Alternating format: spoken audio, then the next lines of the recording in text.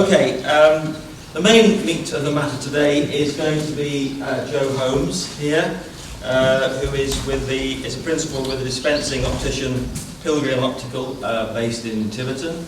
Thank you so much. Introduce myself. My name is Joe Holmes, and I am a qualified dispensing optician.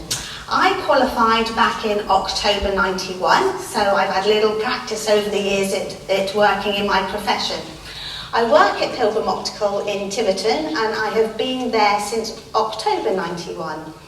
Now, you may say to me, oh, that sounds good. What on earth is a dispensing optician? Let me explain to you. You go in, you have your eyes tested, you see the optometrist in the little dark room. You come out with your prescription that has got all your seeing refraction on there, and you bring it across to me. Now, I have had 3 years of training, and I am taught how to fit spectacles on your faces correctly. I am taught how to make the lenses and the best prescription for your individual needs. Now, my course is over 3 years. I learn all about anatomy of the eye. I learn about all the different diseases of the eye.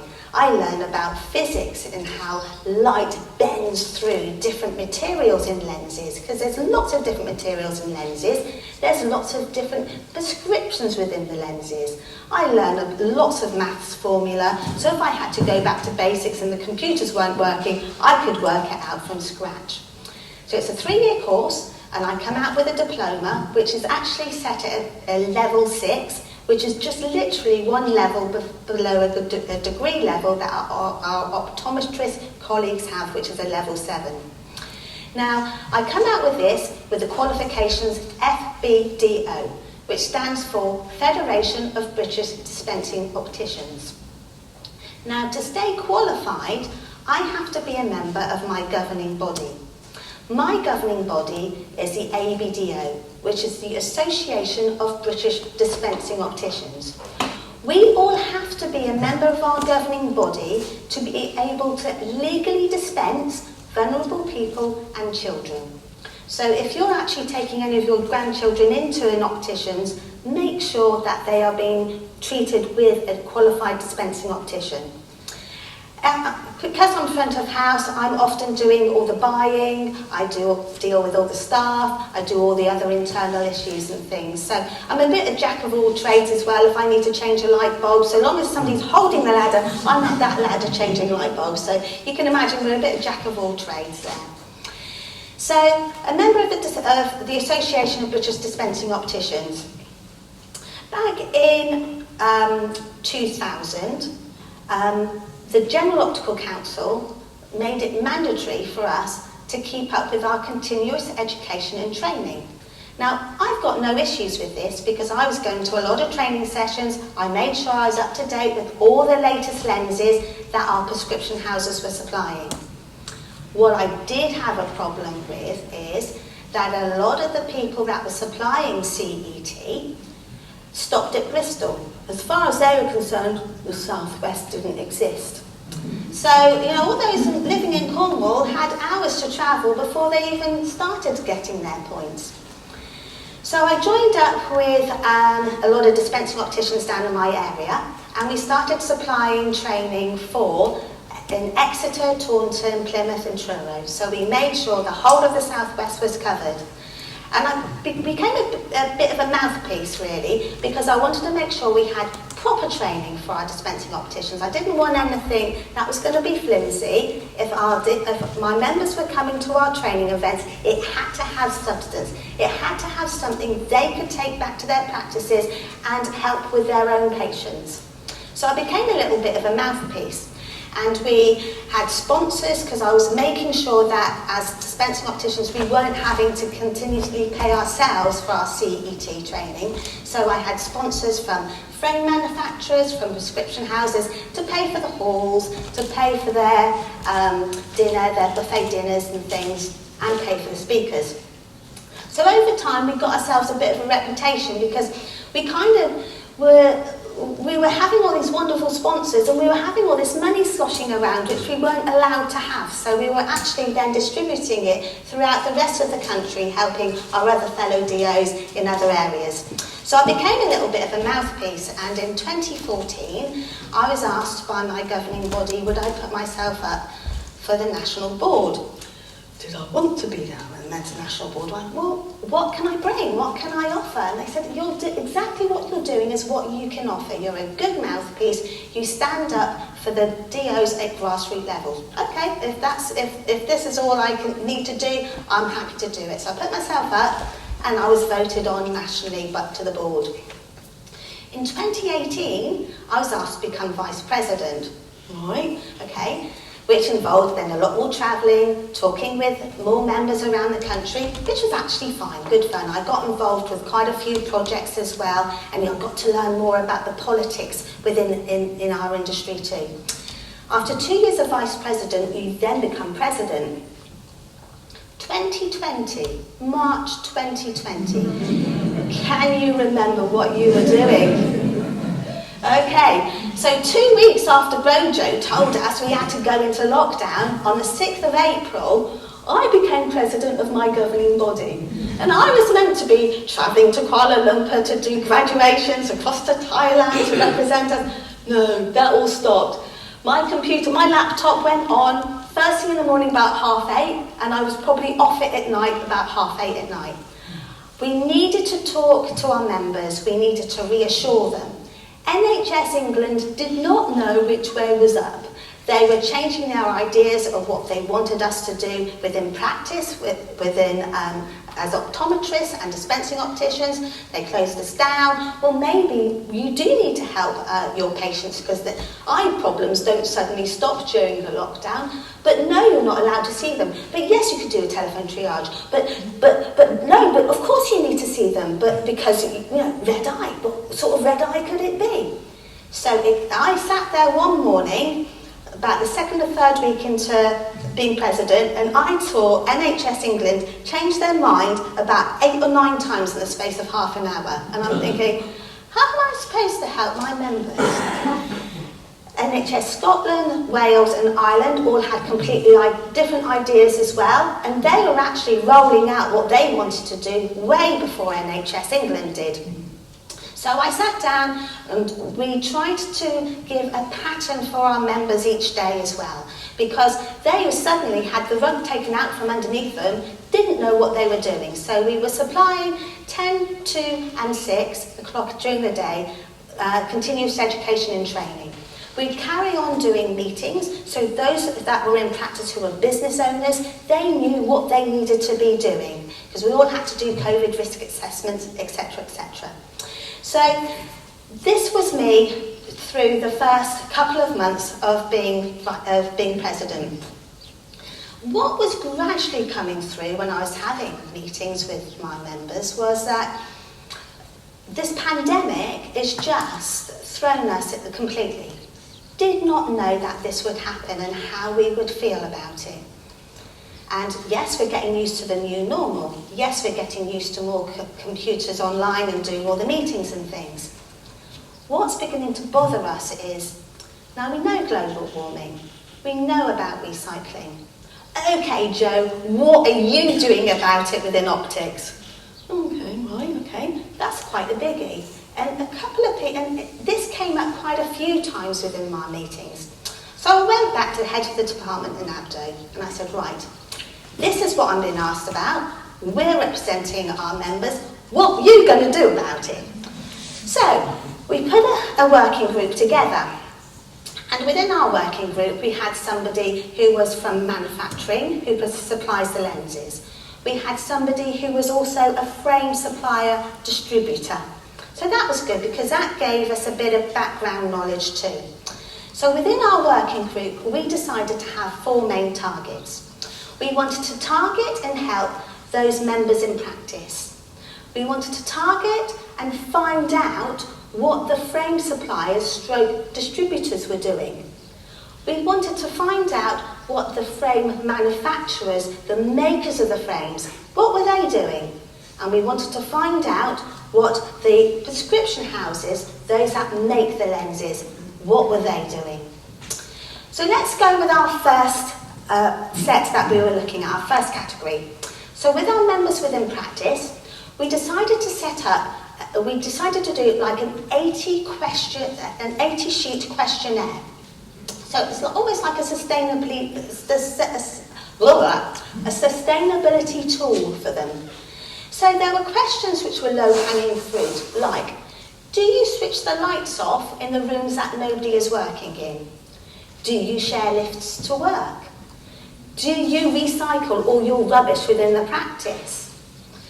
So we then started saying, well, how about those who are the bill payers or looking at getting contracts with utilities? Ask for the green ones, ask for the green credentials. I believe Scottish Power, they do one which is all green. So look at all those that will help with the recycling side of things as well. We also said to them, look, those who are doing the buying of the frames within your practice, you're the ones that have got the voice.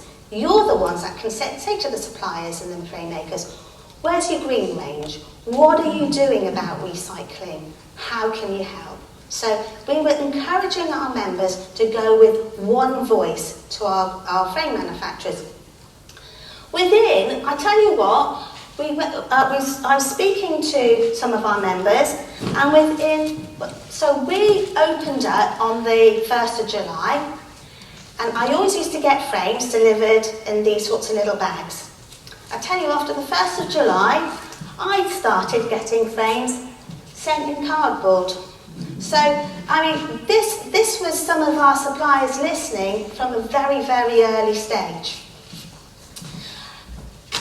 That was one box that was being ticked.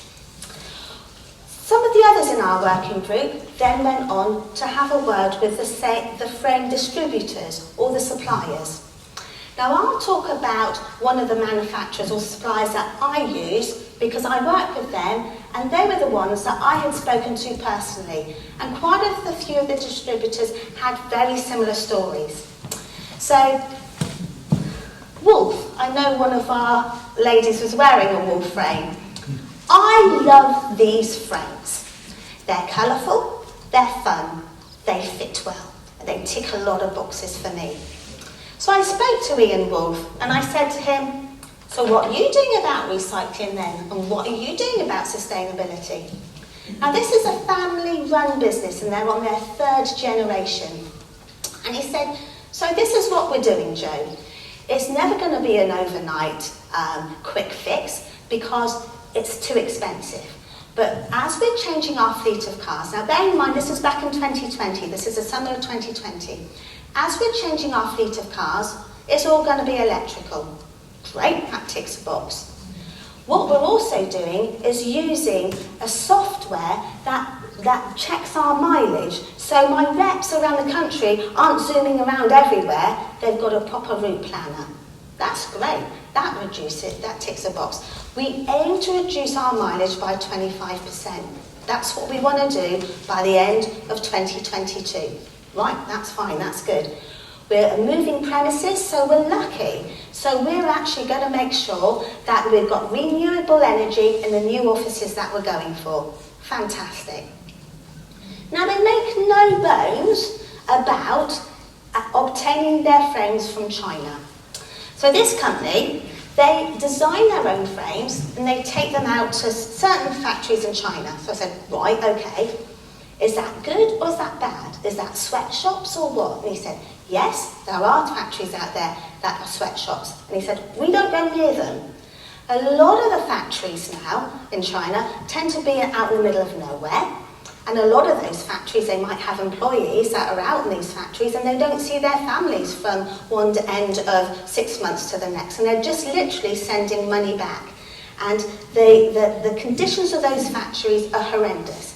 But he said, there's also a lot of factories out there that are top branding for China, because of course every different country's got their different levels of what they consider is okay and what isn't. But he said these factories, they've moved their families out there.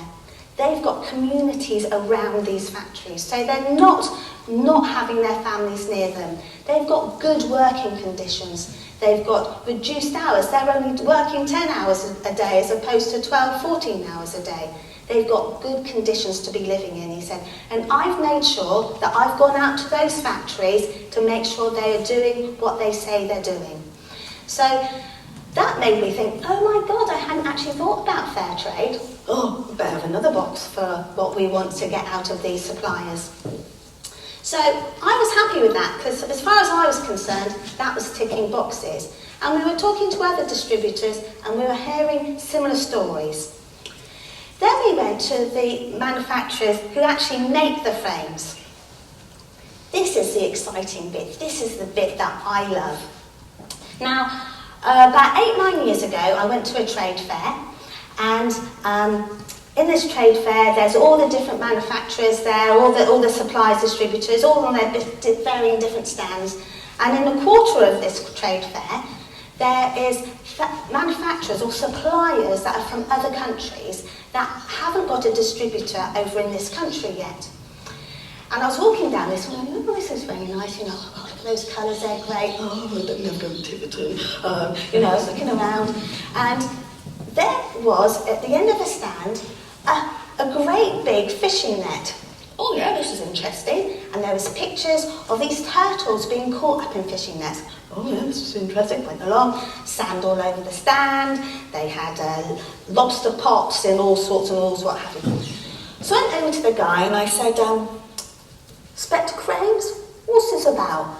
Oh, I tell you, he had the most wonderful French accent. I would have sat listening to him for hours. So he said to me, you know, he asked me where I was from and what I was doing and, you know, etc., as they do, and they like to get, you know.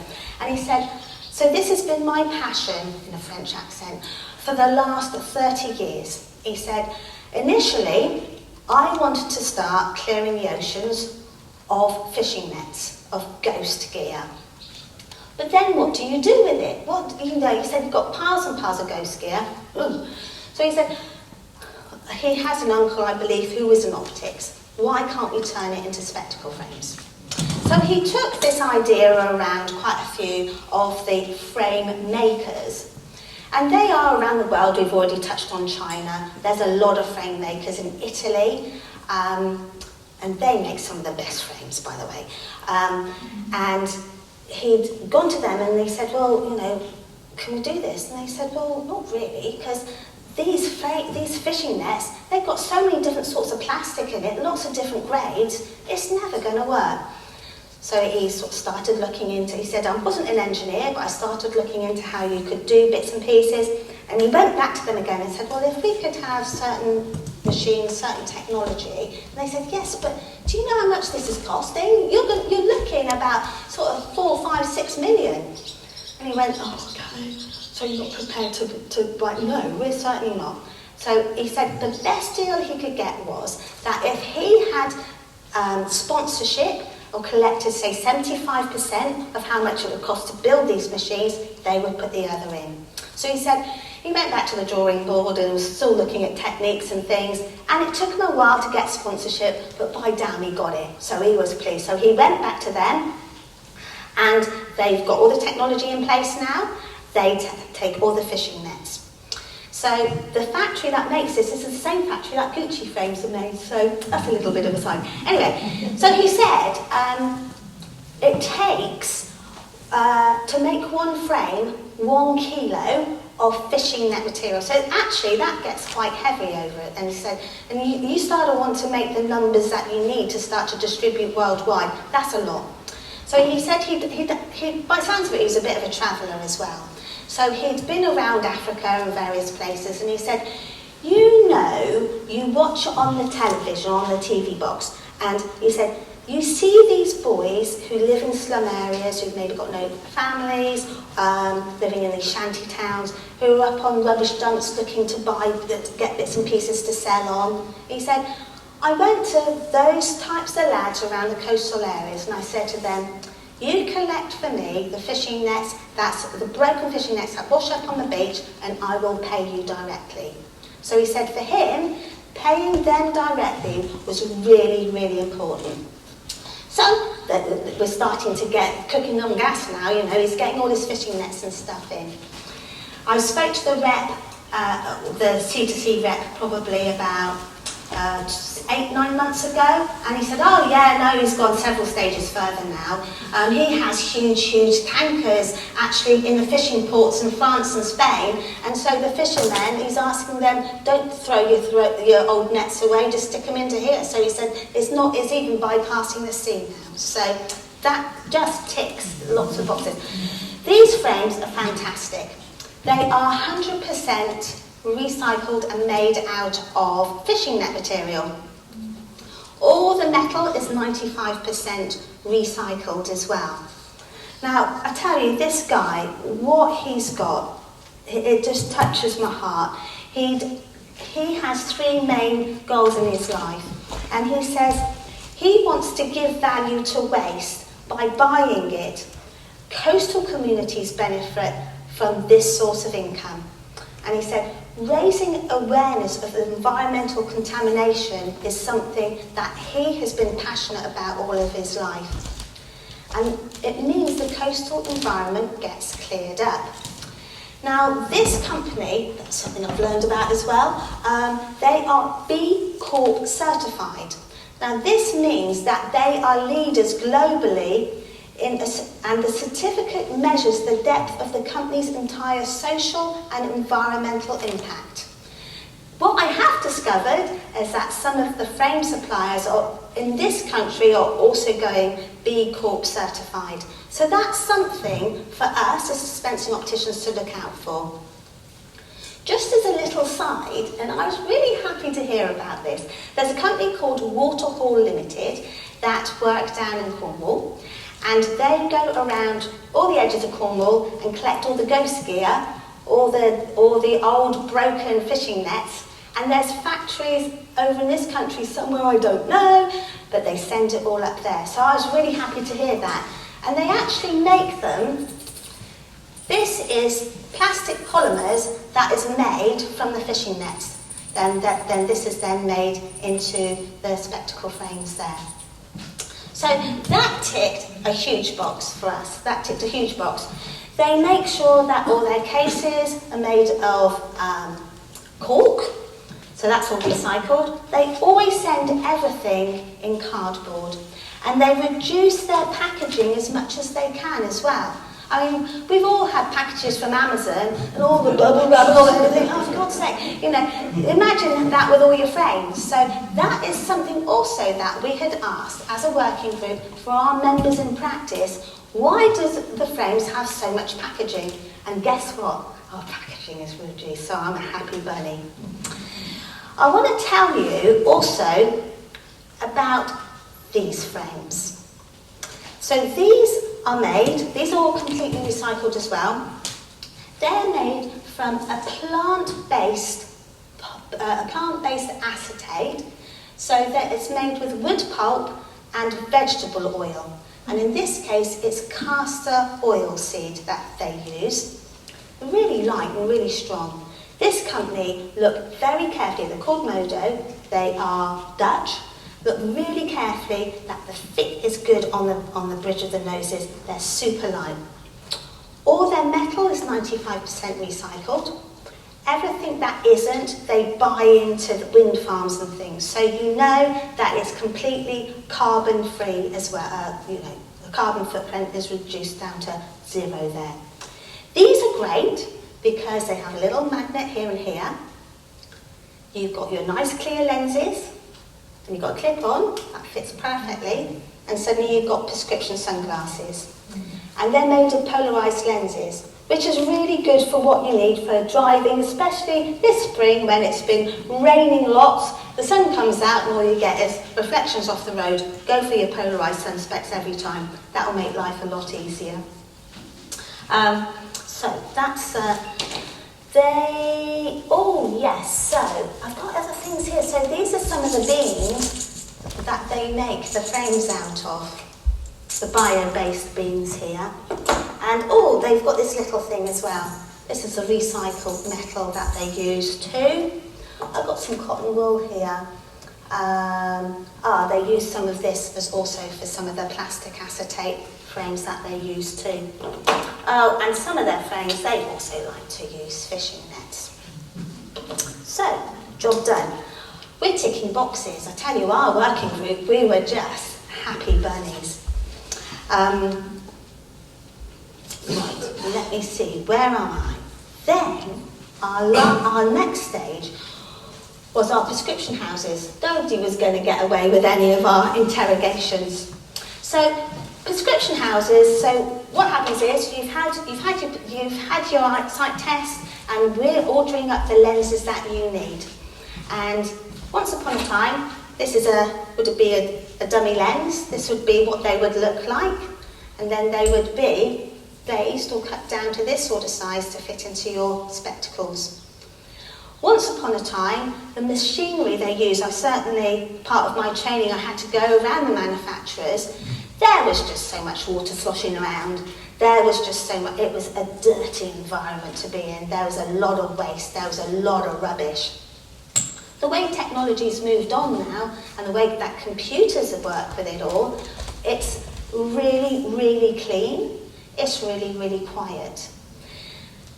Manufacturers have taken a while to invest because we were looking at each machine being 2 or 3 million, so it's not going to be an overnight fix.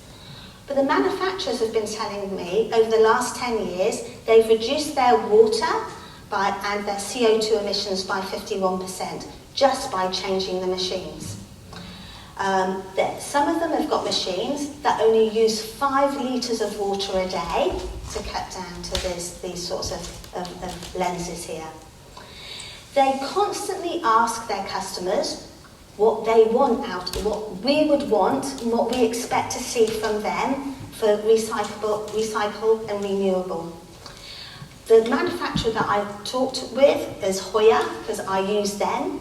They have all their printer ink is all vegetable based, so they are trying their hardest to look at all that side of things as well. So, we had information. We were happy bunnies. We decided to bring all of this together and actually have a summit. So in October of 2020, we had an online summit where we invited all our members. In that summit, we had a couple of our members who were in practice who had started doing the questionnaire. And we asked them, please tell us what you've done, how you found it, give us clues so that this will help our other members. We had some frame suppliers and distributors so that they could tell our members what they were doing, how they were doing it, if there are different time frames, and asking for other ideas. We had the frame manufacturers, and we had also a couple of prescription houses. We asked other governing bodies to join us, so we had the optometrists, they joined us, along with the Federation of Manufacturing Opticians as well. They also joined us. My goodness, what did we discover? Those manufacturers who really didn't speak to each other very much, and you might have had reps who had gone from one company to another over the years, but they didn't share best practices. They started sharing best practices. And we have just had so much positive feedback. Since then, we've done 3 more online summits, and we've invited other people on as well. And what I'm very proud of the fact is that we've got on industry talking, and we seem to be working well together. Now, I was president for 2 years, so for 2 years I was on the online summit, and then what happens is I fall off of that little perch, then I'm advisor to the board for 2 years, and then I've just come off of the board now back in May. But what I'm really proud about is the fact that I was there at the top when we got the industry talking with each other. And although the manufacturers had been looking at it, they didn't tell us, we didn't know, and they've started sharing with each other their best practices. Now, I know when I first got in touch with Fergus, I said, well, I could come in and talk about eye health. And I did this talk for the Shore Optimists, and they all said, I never knew that had been going on, that was just really interesting. So I hope you don't mind that I decided to tell you about recycling within my industry as opposed to eye health. Because eye health is always going to be there, it's always going to be the same. But this, I felt, was just a lot more topical. And I think what I'm asking for you as well is that you have a job. So when you go into your opticians and have your sight tested, and you speak to your qualified dispensing optician, ask them, can you show me your frames which are in the green range, please? Or can you show me the frames which are recycled? Because any dispensing optician worth their salt, if they haven't got that, they will be looking to buy it themselves. So we just need to keep this message going all the time. And I must say, I have the suppliers come into me now, because I see sort of a rep every other week to get my bits in. And they say to me, I know the first thing you're going to ask Joe, you want to see the green range. So, even so, it might not be many, it might only be 10 or 12, but it's a start. And this is a continuous journey, and we'll never come to the end of the journey, but we've started it and we've set it going, and that's something that we're really proud of. Now, eye health. If you wanted to know a bit, I do have lots of leaflets here. If you wanted to know a bit more in depth about dry eye, glaucoma, cataracts and macular degeneration. I know a few of you have already got macular degeneration because you've come up and told me, thank you. But I do have further leaflets here if you want any of that. And that's probably me done, Fergus. I hope that is okay.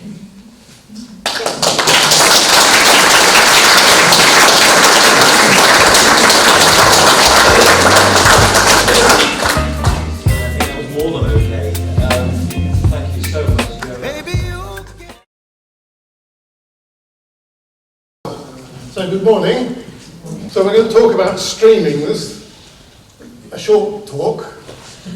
It started at the last committee meeting when we were talking about, we should stream meetings, as in these meetings, and then there was a comment of what's streaming? What's streaming, yes. At which point the meeting went very quiet. The chairman had to interject by saying, Fergus, give us a talk. So, what is it? Where do you find it? What equipment do you need? And is it free or do you have to pay for it? So, I did a search on the web and I found this description, which describes exactly what it is. These slides will be available to anyone who wants them in the usual way. So streaming has been around for a long time.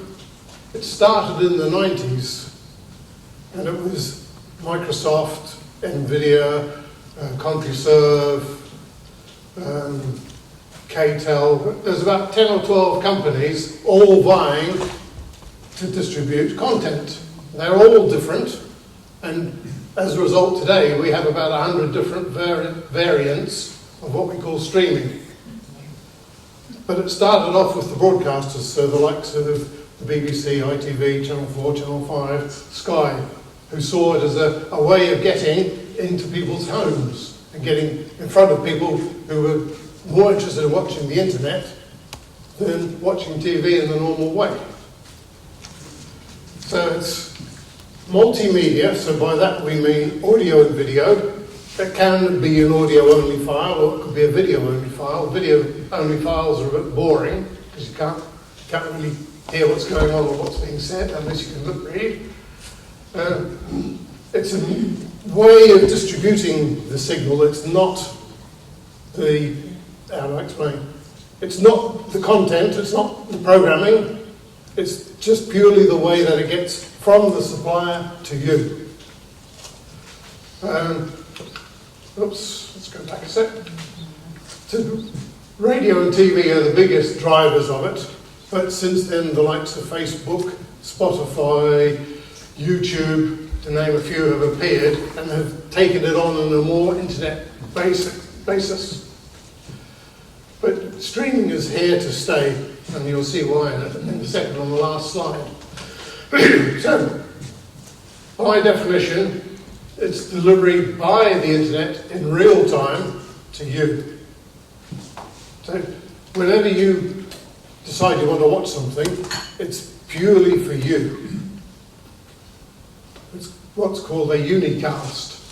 So you decide 6:45 you want to watch the BBC News that was on at 6 o'clock. So you sit down, you connect to iPlayer, and it plays it just for you. So it's a connection between you and the BBC on your own. And it doesn't matter what you use, whether it's a smart TV, a computer, a tablet, or a smartphone. Mind you, watching the movie on a phone, I don't know how people do it, but they do. Right, so where do you find it? This is only a short list. BBC Sounds is probably the biggest for the UK. Spotify, if you haven't ever heard of Spotify, if you're into listening to music, Spotify is the place to be. Their library is huge. It's also one of the only places you can listen to the Beatles online. That was one of their big ploys. But their range varies from lots of really obscure opera, some little-known Russian composers, loads of jazz. Mike would be really happy with that. There's loads of jazz on that. There's heavy metal, there's rock, there's progressive, there's house, there's indie, there's you name it. There's something for everybody. Apple Music is primarily a chargeable site. So you buy the music, you download it, you can use it. Facebook, it's there. You go on your feed or whatever, however you want to use Facebook, you'll find audios on there, you'll find videos on there. And Disney is a new player in the UK. And they're really shaking up the business. And I forgot to put on there Netflix. But it's just another company. Right, video content. Probably the best known as the iPlayer. ITV's X package. Disney again, Facebook and Netflix. They're all different. They all have their own ways of working. And you have to create an account with them.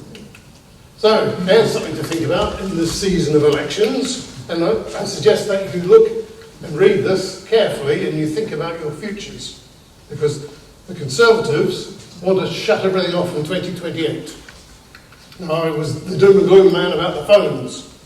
And we managed to get another year out of the telephones.